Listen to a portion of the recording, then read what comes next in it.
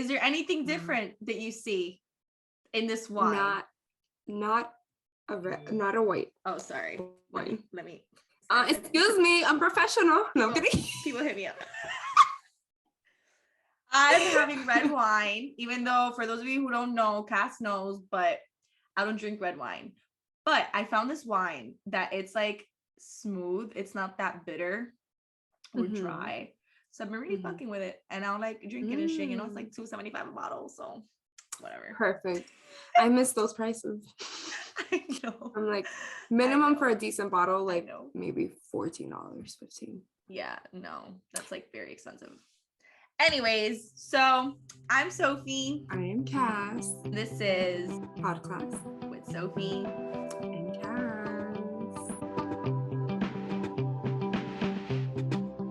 Oh, welcome back, everybody. We have been MIA for months. How many months? 3 months? Bro, like months. I was looking at the last time we posted something and I was like, oh, I think it was 4 months ago. Like I was tan. Yeah. So a lot has happened, you guys. We're gonna make this episode a very casual one, just kind of update everybody on what's going on, how we started the new year. A lot has happened. We've been busy with school, we've been busy with work, we've been busy with bullshitting. I actually saw Cassandra which is crazy. Like the fact that since the last time we recorded till now, like we actually were together. Yeah. I went to Jersey. We were supposed to do something. Yeah, we were supposed to film. But we were hungover, and that's the truth. And we were about to do it, and then we were like, nah. So we did it. Like, yeah. Never mind. But yeah, it was a great time. It was my first experience. Well, it was my first time in Jersey. Then my first experience in the city in New York with like friends and stuff, which was a good time. Yes. A weekend to remember. And then I went to Miami. Ooh. I was in Miami for a month. For like ever. I honestly, if I knew she was gonna stay as long as she was, I would have like figured something out. Gone down there. Yeah. I want to experience Miami with her, but we will. Oh my God. We will, for sure. Because the thing is, I was supposed to stay here for 2 weeks, but then I extended my stay. And then after I extended my stay, I got COVID while I was in Miami. So I was forced to extend my stay again. And then I flew back to Spain. But Miami was fun. It was a good time. This trip was very different. It was great. Different. How was it different?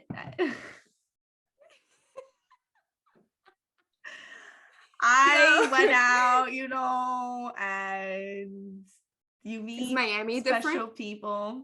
Miami's different. Miami. I can't without you responded that. Oh, Miami is a good time. I have to say something. Mm-hmm. I want to shout out all my friends right now because you included the love that I felt on this trip. Like, because for those of you who don't know, I grew up in Miami, but I moved to Spain in June 2016. That's crazy. It's been almost 6 years since I've been living here. So, most of my friends like that I grew up with and everything, they live in Miami. Because of COVID, I hadn't had a chance to go in 2 years. And now that I went, even though it's been 2 years that I had not seen these people, like, everyone went out of their way to see me. Everyone went out of their way to spend time with me, like, mad supportive. It's just, I felt so much love. And I was like, I am just so grateful for, like, the people that I have in my life, like, besides my family, like, these friendships that are like family, like, not everyone can say that. And on top of that, I met very special people this trip, and it's been very different, my return, because I've met special people. And I just because I feel like every time that I'd come back from over there, like I'd come back to Spain, back to reality, which in this case now, which we're going to talk about it later, this year, it was also that together with the beginning of a new year. So it's just kind of like those blues that you feel that, and it's just been so much easier because you meet someone unexpectedly, and it makes things better, you know. That's it. I'm not gonna talk about it no more because you're like, I'm gonna give out too many secrets. that's it. That's so funny. But okay. Yeah. Well, we are glad to, we stand a queen that has friends and supportive people. I mean, it also I feel like, that wouldn't be so if you weren't supportive, even from afar. So that's what I feel like your friends probably feel as well, because I personally feel that, like, I don't know, like, it's like for you it's like, yeah, anything, because we know like it's reciprocated, because that's how I felt when I was over there and I was with your family and stuff. It's like I didn't feel like you guys were like really helpful and treated me like family, and it was so welcoming and so like same, so I think that like your friends and you also, they're also good people in them, like in their own right. So yeah. Thanks, bro. I love you. Always and forever. And I'll see you this summer because you have to come see me. Yeah, no, I do. I do. Anyways, so we're gonna talk about the new year. Let me ask you, how has January treated you, Cass? How have you felt these past weeks? January. Okay, honestly, January has been weird because like COVID kind of like resurfaced.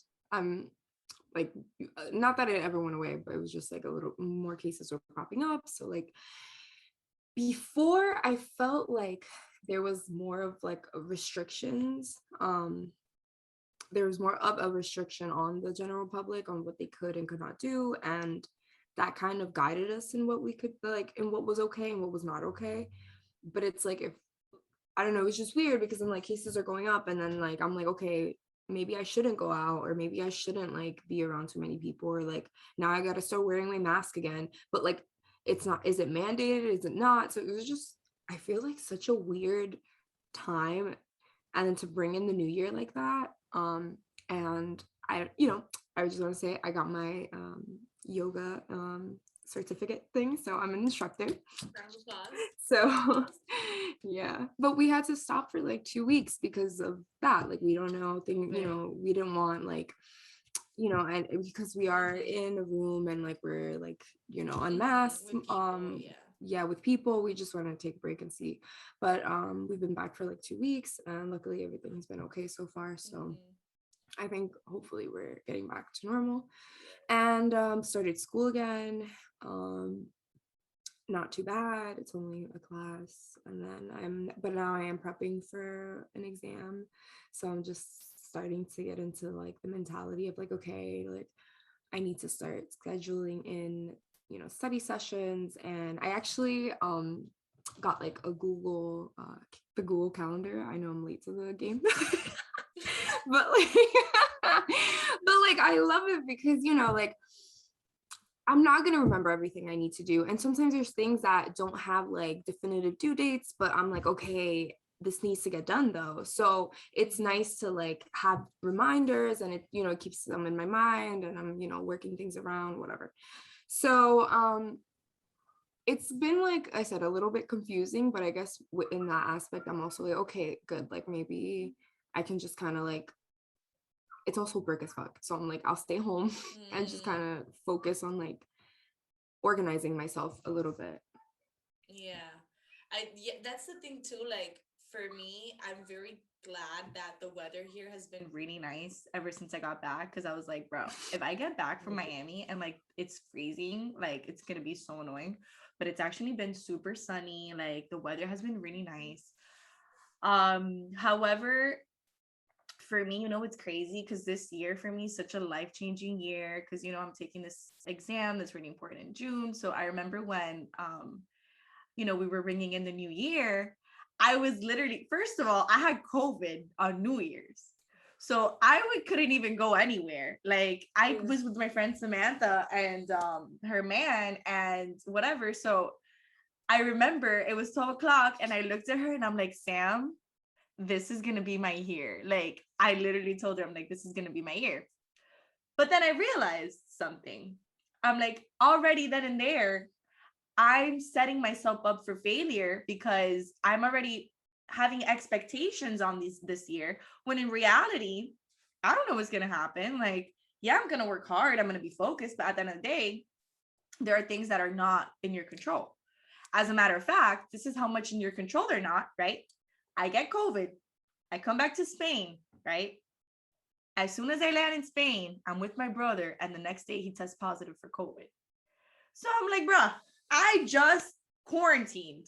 And now I get here. I have to quarantine again, which is what you were saying. Like given the circumstances, it's hard sometimes to stay positive because it's like I feel fine, but because you're in contact, you can't really do much. And then here in Spain, the restrictions have been so contradicting. Like, if you're walking outside, you need to wear a mask, but then you go to a club and it's packed, and nobody's wearing a mask, but that's okay. Yeah. It's been like a weird situation in that aspect.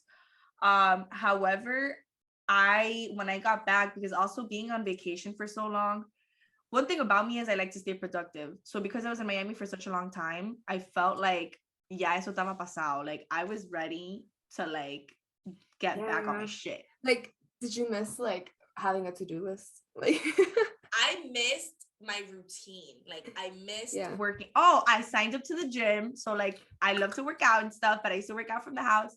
I signed up to the gym because since I study so much at the house, I'm like, I know that me leaving, like having to go somewhere, it'll help me, like, So I signed up to the gym.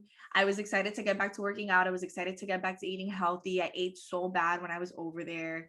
And for me, it's not even, it's not even about the weight, which yes, but it's more so like, I just felt so shitty, Then also I was excited to get back to studying. Can you believe that? Now I'm like not feeling it anymore again. You know what I mean? It's been a couple of weeks.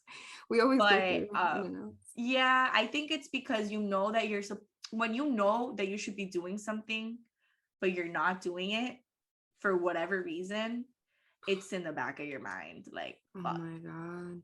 So like, how do you, okay, because this was supposed to be like a coming back episode, resolutions episode. So how do you feel like you get back into like,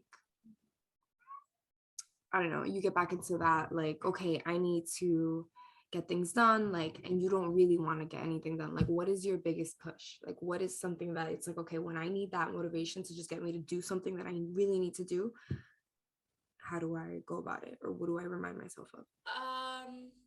So I remind myself, obviously, of my goal. Like, why am I doing it? Like, for instance, when I don't really feel like studying, I remind myself, I put myself in the situation of taking this test and not knowing what they're asking me. So I'm like, hell nah, like, let me get back. Like, now's the moment to study this. Or like when it comes to fitness, I remind myself, like, I've gained a little bit of weight. So I know where I want to be. So when I feel a little lazy, I'm like, no, let me go to the gym today, I guess for me, it's a reminder of the goal. And it also has to do with planning, because as soon as I got back from Miami, what I did was I planned the entire month of January, like workouts, everything. What am I studying? And then as the days go by, I'll write down, because sometimes shit happens. So you're like, oh, you know what? I wasn't able to study this yesterday, or I wasn't able to work this out yesterday. I'll just do it today. But I already have that on paper. I have a mental, like, because I feel like if you don't have a plan, you're setting yourself up for failure. That makes sense. Yeah, because because you don't have the steps, and that's actually funny. So I got this new planner. I just want to show you guys. Well, to the ones that are gonna see this, but actually it has like a daily thing and a month, but it says like goal for today. And then it has like priorities part, and then a schedule, and then end of day review. So, and it's like today's achievements and ways to improve. So it's kind of like, in a way, like how you just got like explained how you kind of go about like planning for things. It's like, what are you trying to accomplish? What are your priorities? How is your day going to go? And then like at the end of the day, take a few minutes to see if you were able to accomplish what you could, what you have to revise and whatever. So that's good. Nice. Okay, Sophia, Miss I have to say something because you know who actually told me about this? My cousin, because she also had to study a lot for this other thing that she was doing. And I told her, I'm like, no, because me, the way that I organize my studying is in terms of hours. Like, no, I have to study 8 hours today. And she's like, Sophie, don't do that, because if you do it by time, in reality, you're not really setting yourself a goal. Versus if you're like, no, I need to learn this chapter today. She's like, you might do it in 4 hours, or you might do it in 6, or you might do it in 7. But at the end of the day, you're going to get it done. And you're going to actually feel the feeling of accomplishment. Like, I learned this chapter. Versus if you say 6-8 hours, really, what are you doing? Like in terms of content or objectives. That's like kind of like what's, oh my god, there's like a word for that. Whatever, but anyways, it's just setting that up, and it's like a mental setup where you're looking at it differently too, and maybe it'll motivate you even more, because like, hey, like what if you have like a chapter that's really easy, so then maybe one day you could do 4 hours and then another day you'll do 7. But you're able to also give yourself that break without feeling like you're cheating yourself, because you're still getting the work done. That's the worst part, I feel, about like trying to stay productive and doing shit, is like sometimes when you don't do what you're supposed to do, because sometimes your body just needs rest. Like, yo, I was telling you before we started filming, yesterday I got home at 6 in the morning, or today, however you want to see it. I got home at 6 in the morning. So I was sleeping until like 1:30, right? So then I was like, oh, I'm gonna go to the gym. But my body felt so tired that I'm like, yo, like I'm really pushing my body today. Like, I'm tired. I need to rest. And I didn't go to the gym. And to be honest, I felt a little guilty for like a slight second. And then I was like, you know what? I've been working out every single day back to back for the past week. Like, it's okay for me to take a break. Like, I don't need to beat myself up about it either. Because sometimes we tend to do that when we go from like I went from like doing nothing in Miami and feeling fine with it because I wasn't doing shit. Like, I was just going out, going to the beach, from now wanting to do everything at once. I've had a couple of friends that with the start of the new year, so I you know when like you listen to people tell you their issues and you start picking up on patterns. I've had a couple of people have the same concerns. The reality check of like, what am I doing with my life? Like, oh my God, it's another year.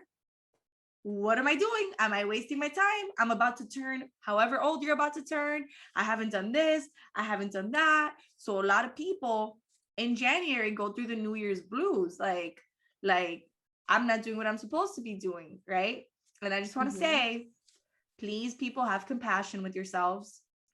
Sometimes, because, you know, I have a couple of friends that unfortunately they feel like they've lost a lot of years doing dumb shit. You know, I feel like we all feel that we've lost a little bit of time maybe doing something, or maybe you question what you're doing. Like, I question a lot of the times my career choices. Is it going to be worth it? You know, because at the end of the day, you don't know, right? Which creates anxiety. People get depressed. Why do people also get depressed? The weather. If you live in a place where it's cold, like there's a lot of factors you need to take into consideration. If you're finding yourself feeling a little bit more under the weather, or if you're finding yourself beating yourself up every single day because you're not where you want to be, just remind yourself that it's okay. Like, it's okay. You know, and I just wanted to say that. And it is, I mean, it is important, because how are we, you know, how are we to like do better for ourselves if we like have that negative talk, like that negative feedback? I really also believe that it takes away from the energy that you could be using towards actually planning for something for yourself. You're just now like just falling into like your emotions, and like, you know what I mean? Like, sometimes you do have to be like, okay, that's it. Like, I can't feel sorry for myself anymore. Like, I need to like change something. Because if you find yourself and you're always coming to these points of this, like, what am I doing? What am I doing? No, I mean, we always doubt what we're doing. But if you're on the road to do something and you're just doubting what you're doing, that's normal. But if you're not the road, you don't have a plan, and you don't have anything, and you feel lost, The only person that's changing that is you. You know, I'm sure you have friends, I'm sure you have family that will support you if you choose something, but you know, and or maybe you don't know what to choose. Okay, but like, okay, figure out yourself then. You know, I don't know. Like, I just think that like we can't allow ourselves to just be down too. I think it's very old school mentality, and I got it from like my mom and my grandmother. It's like, you know, si me caigo, okay, you know, like what am I, like, what, I'm gonna stay on the floor? What's, you know, like, give me if I let that shit happen, because life is always gonna knock you down. So always. I think that it builds character to work towards something and achieve it. Like, it really does. And it really, and I've noticed too, like, we're reaching an age, like, you know, you're late 20s. Late 20s. A moment of silence. Like, I'm gonna like from my early 20s. Ay, Dios mío, bro. Ay, Dios mío. I was talking to Rosa yesterday and I'm like, bro, because she's like, yeah, because when I turn 26 next month, and I'm like, espérate. What did you say? And then I realized I'm turning 26 this year too. I'm like, what? Like, I don't feel 26. I don't feel 26. Like, what the fuck? To feel 26 though? I don't know, but like, okay, that's the thing. When I hear someone say like, oh, I'm 26, I'm like, oh, like, you're old, like, you have your life together. I do feel like that's like already like a number of like an adult, you know? It's not like 22, even though it's 4 years, but it doesn't sound the same. Even 24 doesn't sound the same. 26 is like, oh, you're 26, you know? I feel like I'm 22 still. I feel like I still want to go out clubbing every day if I could, you know? I still want to have a great time. Like, I'm not trying to like settle down. And then I'm like, wait, am I supposed to like have kids in like 4 years? No. Hell no. Listen, girl, you make your own timeline. No, but Cassandra, our biological system doesn't agree with you, baby girl. Like, no. Sophia, you take very good 30, care of yourself. After 30, like I think it's like 30, 36 or something, like, women have issues getting pregnant. That's very true. But then I also have met many women that have had their children in like at 40. So I'm not saying that that's what I'm striving for. But what I am saying it's possible, is, like, if you want to wait, especially if you take care of yourself, which you do. Oh yeah. So it's just it's you start like, you know, like panicking Scary. a little bit.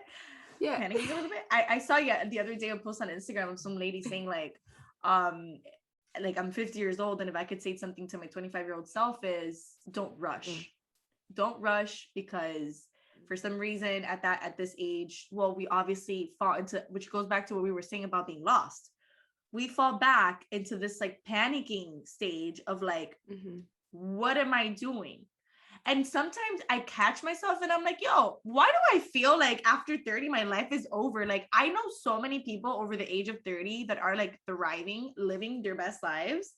Like, but for some reason, in my head, I've built this stigma of like, no, like, by this age, like, you need to be doing this, you know? And in reality, I'm seeing life and I'm like, Sophia, let's be real. Like, you're not going to be doing that. It doesn't work that way. Yeah, no. And again, I think that like these timelines, it's something that like we've kind of, in a way, been fed. Like, I don't think they're not realistic, especially now in our age. And being that we also have changed, like, women, now we were just talking about, they give birth like in their late 30s sometimes. That was never the case. I was gonna say a few years ago, some time ago, but it wasn't too far in our history. So I think that it's been like, you know, a quick shift in like the mindset of, especially like of women, of gender roles. So I don't know, and that's like a whole other thing. It's just everything is changing. I was talking to my friend yesterday about this because she was dating a guy, right, that he has his own business, he has like a set career. Okay, he has a set career. However, she, you know, she went to college, and right now she's just figuring out like where she's gonna work. She doesn't know if she wants to stay here, if she wants to leave, whatever. So she was like, you know, one of like the big reasons why I felt like the relationship wasn't working was because I felt like I'm going to have to give up on a very large part of my career if I want to be with him, because at the end of the day, his career's set and his business is here, right? And I told her, and you know, it's true. Nowadays, that's why I feel like women also have kids later, is because we want to build our careers first. And then when we're ready, then I'll have a child. Like for me, I don't have a kid right now because I got to study. Like I need to figure myself out before I have a kid. I feel that way. I'm not saying everyone does, you know, everyone's situation is different, but relationships, the dynamics of relationships and marriage and everything, it's changed so much. Because I also feel like, because the career that I chose, like it's going to involve moving. I'm like, I can't be with someone that has such a set career in one place, because what are we going to do if I leave? You know, versus if I didn't work, or if I didn't have any goals besides, you know, being a mom or whatever, which nothing wrong with that. Like nothing wrong with that. As a matter of fact, my mom is a housewife. She's very hardworking. But, you know, if you feel like you're more career oriented, you're going to have more issue with having relationships. And for you to settle down, it's just going to be harder, because you're going to have to find someone that can adapt to your job. You adapt to his job. And that's why everything is changing nowadays.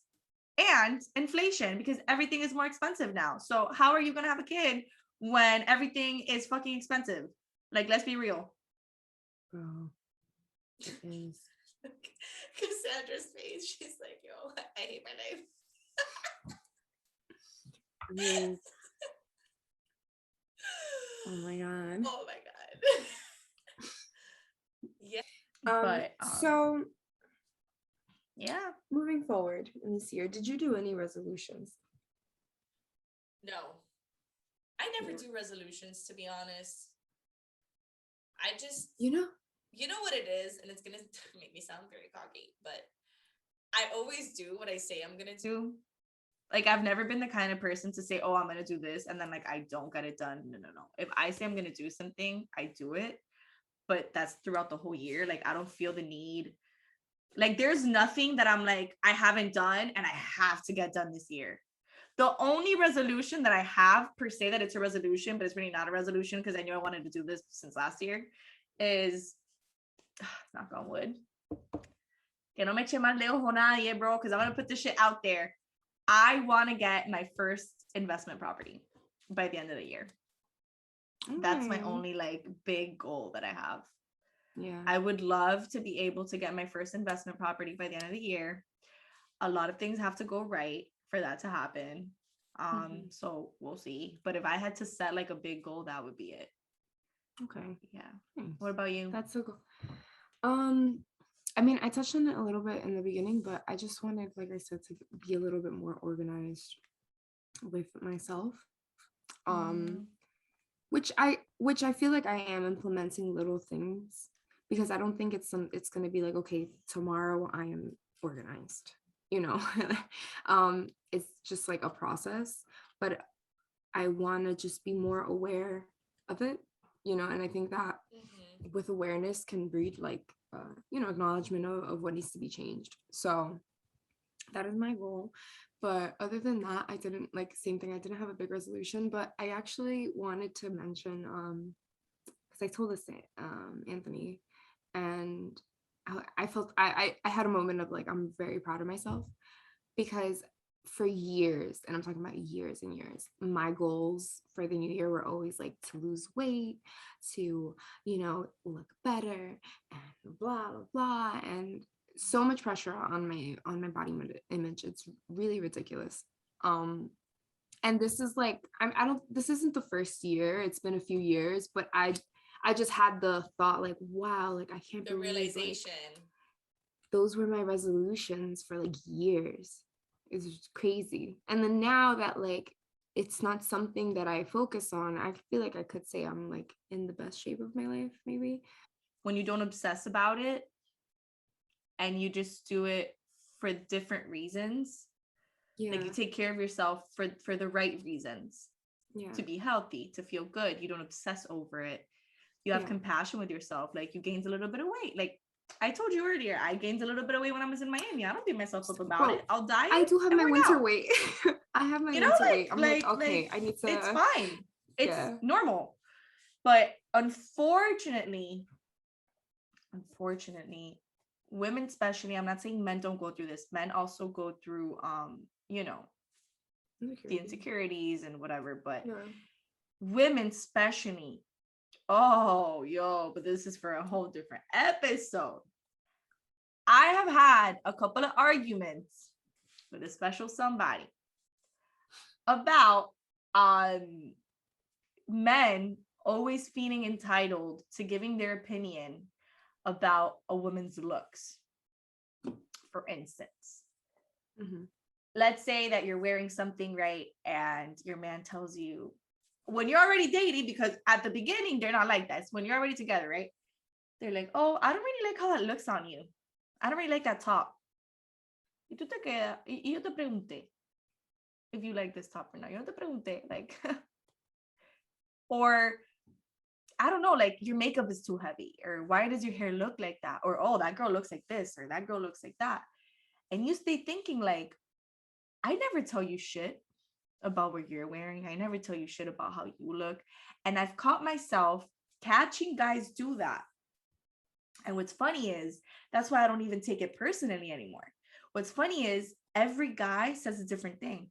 You're going to have the guy that likes the big boobs. You're going to have the guy that likes the small boobs. You're going to have the guy that wants you to be skinny. You're going to have the guy that doesn't want you to be skinny. You're going to have the guy that wants you with the light hair. Another one wants you with the dark hair. So because you see these freaking discrepancies, or however you say that word, you realize it's not even about you.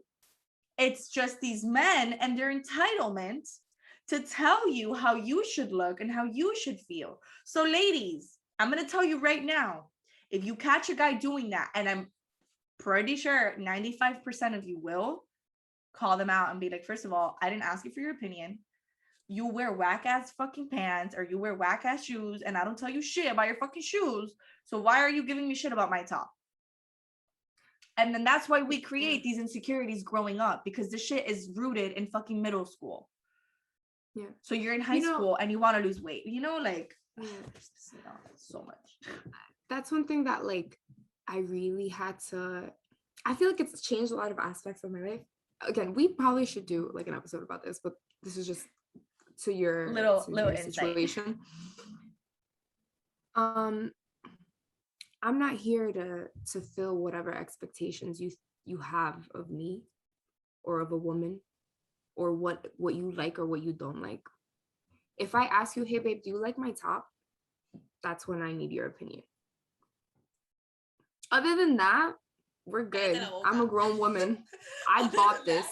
You want me to wear something else? Buy my clothes. Yo, exactly. Like, I don't mean, and the thing is too, sometimes I'm like, coño, I'm too nice. Because I don't say mean shit half the time, because I don't want to hurt your feelings. But then why do you feel so comfortable to tell me mean shit? And I catch myself doing that with so many guys that I've dated. I haven't dated that many guys, but like the guys that I've dated, let me rephrase that. You're like, I can't. The guys that I've dated, I've caught myself like just taking that shit, like taking the jabs, and you don't say anything back. Like, listen, don't tell me I've gained weight cuando tú no te puedes ver los pies de la barriga que tiene. You see what I'm saying? Like, if you cannot see your feet because your belly's too big, do not talk about my weight, baby boy. Like, the audacity, bro. The audacity. But anyways, with that will be for another episode. We have to sprinkle a little bit of feminism in every episode, y'all. Sprinkle it. We'll catch you guys next time. Peace out. Thank you for tuning in. Bye.